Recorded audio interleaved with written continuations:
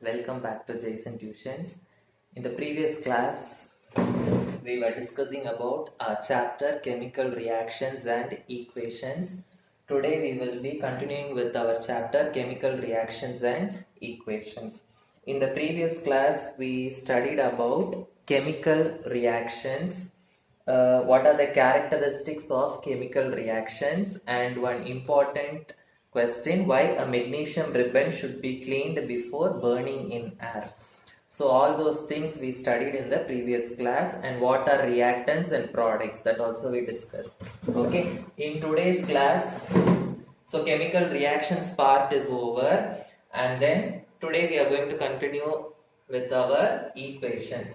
So what are chemical equations?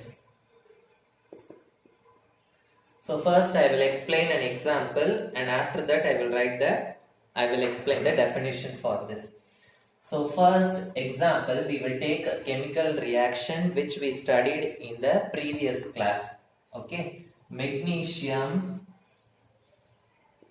burns in oxygen to form magnesium oxide. Magnesium burns in oxygen to form magnesium oxide.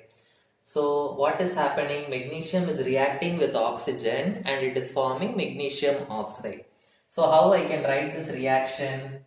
Magnesium, it is reacting with oxygen, and what it is forming? It is forming magnesium oxide. So this is the chemical reaction. Magnesium reacts with oxygen to form magnesium oxide. The same reaction, what I am going to do is, I am going to write with the help of the symbols. So what is the symbol for magnesium? Mg. What is the symbol for oxygen? O2. Magnesium oxide, what is the formula? MgO. Okay, so if I write the chemical reaction with the help of the symbol and formula, then it is called as a chemical equation. Okay, so what is a chemical equation? The representation of a chemical reaction with the help of symbols of the elements and formula of the compounds.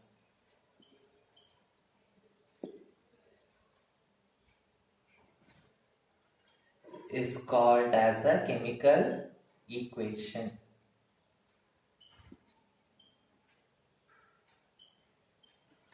Now one more example I will take. Carbon plus oxygen gives carbon dioxide. So how will you write the equation for this? What is the symbol? Equation means with the help of the symbols you have to write. So carbon, the symbol is C, oxygen is O2, carbon dioxide is CO2. So if you represent a chemical reaction with the help of the symbol and formula of the compounds, it is called as a chemical equation. So whenever you write an equation, what are the informations you have to add in the equation? So informations to be included in the equation. So what are the informations you have to include in a chemical equation? So first one, you must write the physical state of the reactant and product. Physical state of the reactants and products. Writing physical state means what? Physical state means you have to mention whether it is a solid, whether it is a liquid, or whether it is a gas. So for solid, you should write the letter S in bracket. For liquid, you should write the letter L. And for gas, you should write the letter G in the bracket. Suppose if you are dissolving a solid in water and if you are using it, you should write the letters AQ, aqueous, in the bracket. Okay. So I'll write one example. The same thing I will take. Carbon plus oxygen gives carbon dioxide. Carbon is a solid. Okay. So what I should write in the bracket? Yes. Oxygen is a gas. So in the bracket I should write G. Okay. Carbon dioxide is a gas. So I should write G in the bracket.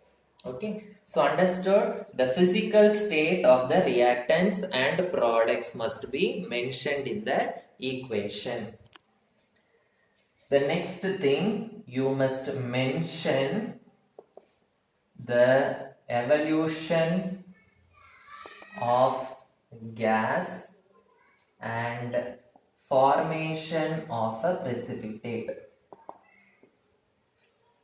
Evolution of a gas and formation of a precipitate.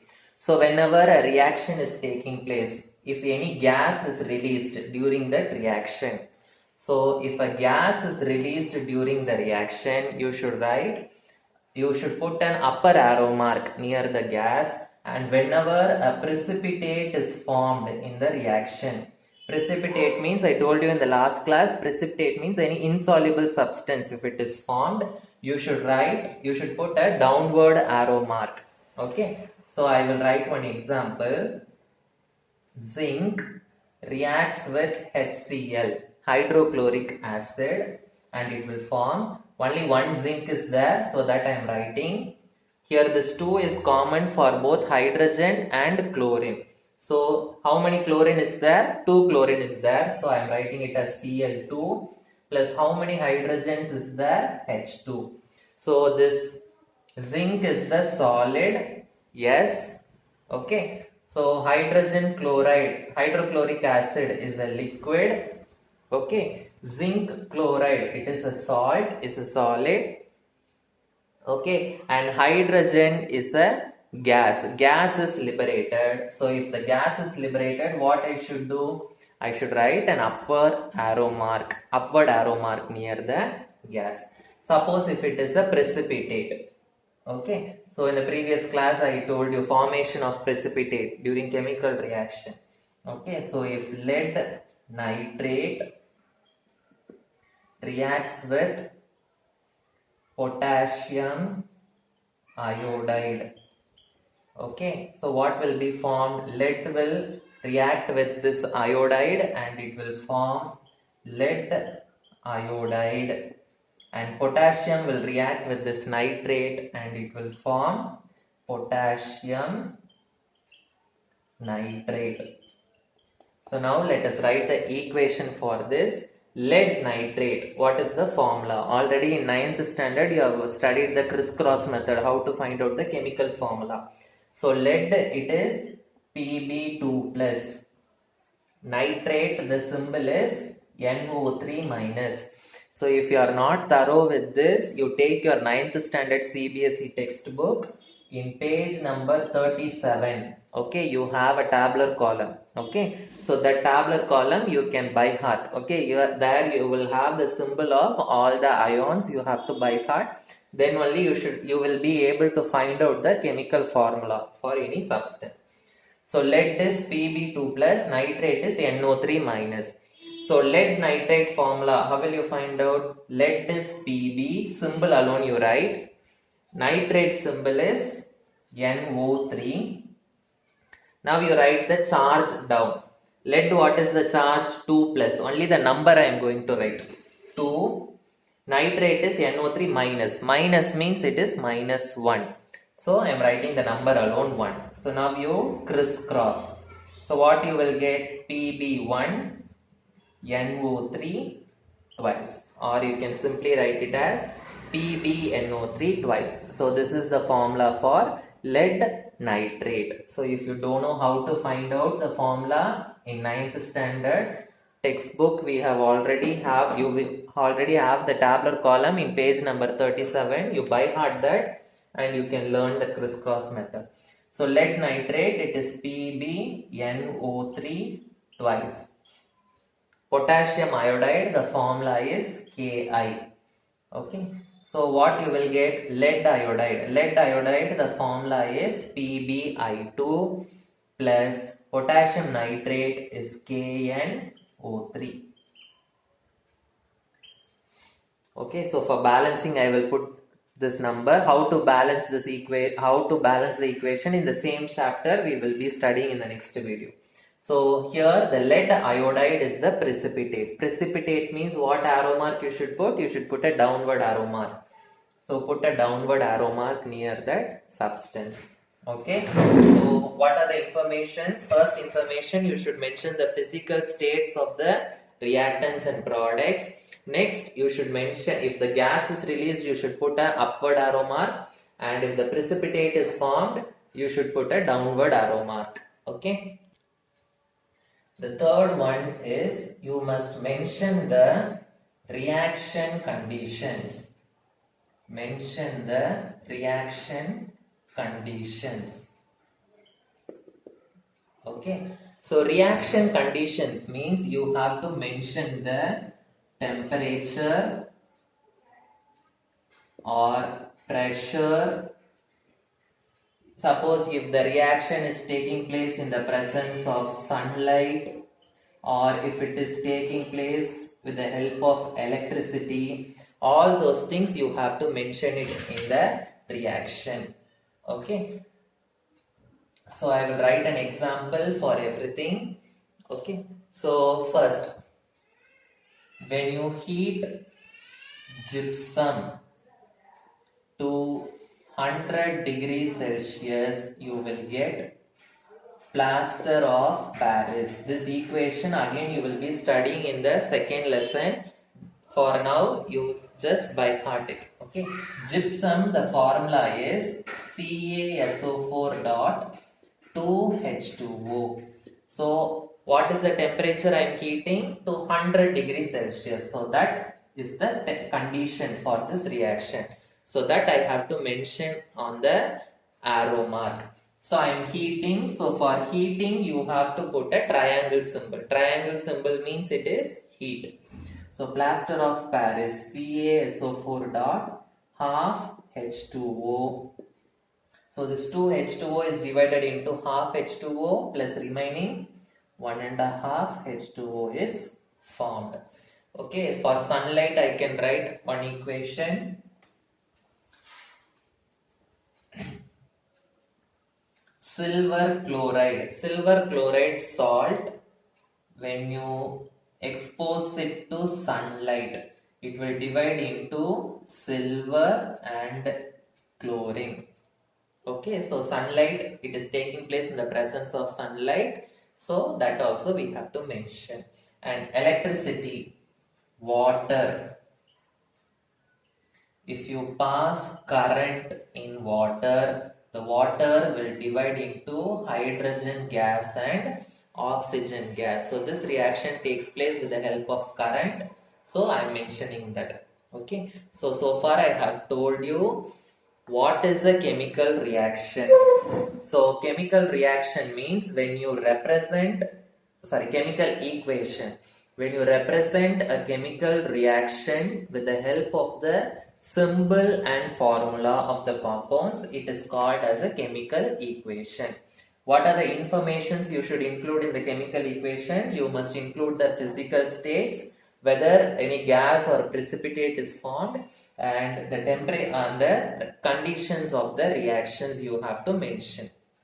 Already in the previous class we studied about chemical reactions. Okay, so what is a chemical reaction? What are reactants? What are products? What are the characteristics of a chemical reaction? And for each characteristics I told you one example, and why magnesium ribbon should be burned before burning in air. So till this we have completed. The next topic is types of chemical equation. Types of chemical equations. So chemical equations are divided into two types. One is balanced chemical equation and the other one is unbalanced chemical equation.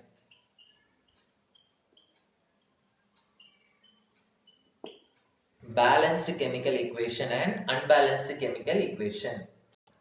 So before going into this detail, in your rough column, you make make a note of the masses of some element. Mass of some elements.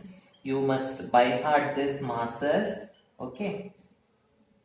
So for hydrogen, the mass is 1 unit. For oxygen, the mass is 16 units. For carbon, it is 12. For nitrogen, it is 14. Okay. And for chlorine, it is 35.5. For sodium, it is 23 units. So these 6 masses alone, for time being, you by heart and keep. So now we will move to this balanced chemical equation. So what is balanced chemical equation?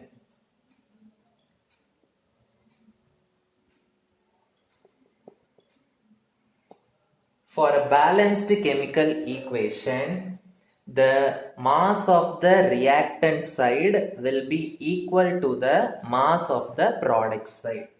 So what is the first point? Mass of the reactants will be equal to mass of the product.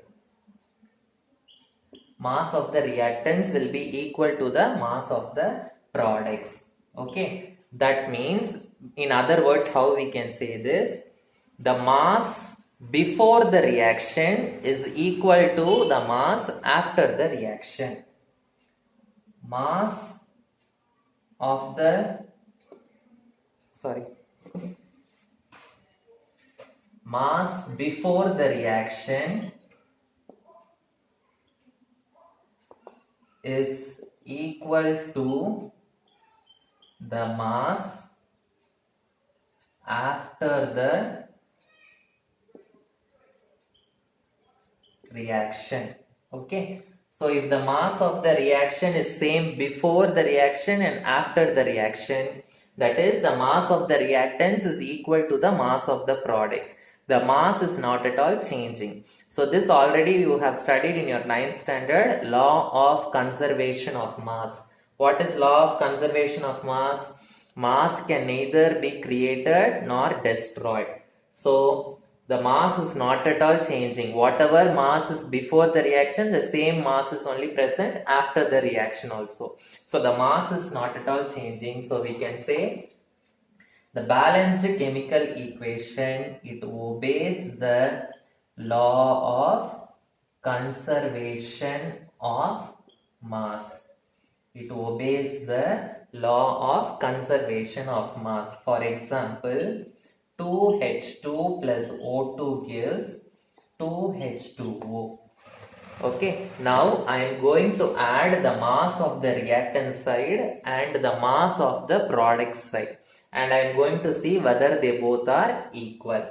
So first, 2 into, what is the mass of hydrogen? I told you to remember, hydrogen's mass is 1.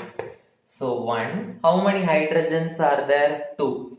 So 1 into 2 plus oxygen. What is the mass of oxygen? I told you to remember, 16. 16, how many oxygens are there? 2. Okay, so I will be getting 2 into 2 ones are 2 plus 16 2s are 32. So 4 plus 32 is equal to 36 units. This is the mass of the reactant side. Okay, now I will calculate the mass of the product. So 2 is there, keep it outside. What is the mass of hydrogen? Here I told you to remember, it is 1. So 1 into, what is the, how many hydrogens are there? 2. So 1 into 2 plus what is the mass of oxygen? Oxygen's mass is 16. Only one oxygen is there, so 16 into 1. So I will get 2 into 2 ones are 2 plus 16 ones are 16. So 2 into 16 plus 2, 18. 18 twos are 36 units. This is the mass of the product I am getting. So here mass of the reactants is equal to mass of the product. So this equation is a balanced chemical equation. So balanced chemical equation means the mass of the reactant side should be equal to mass of the products. That is, it should obey the law of conservation of mass. Okay. The next one is unbalanced equation.